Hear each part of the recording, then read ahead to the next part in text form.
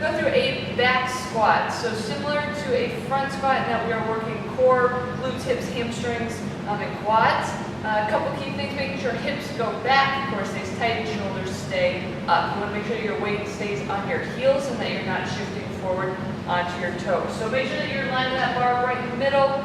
The feet are hip distance, if not a little bit wider apart. And again, initiate that movement with your hips. So hips go back, drive those knees out. You're coming down to parallel or a little below. Weight stays on your heels, so make sure that you're not shifting forward on those toes. Everything stays back. Core stays nice and tight, and then drive all the way up. Now you want to make sure that when you're coming up that your hips aren't coming up first and then your shoulders. So really keep that core tight in order to make sure that everything's coming up at the same time and that you're not shifting forward onto those toes. Okay, tendency is if your hips or your glutes are a little bit weaker to have those knees collapse in and everything shift forward. If you notice any of that, make sure that you are taking weights off, going a little bit lighter. Okay? You always want to make sure the knees stay out, driving out the whole time.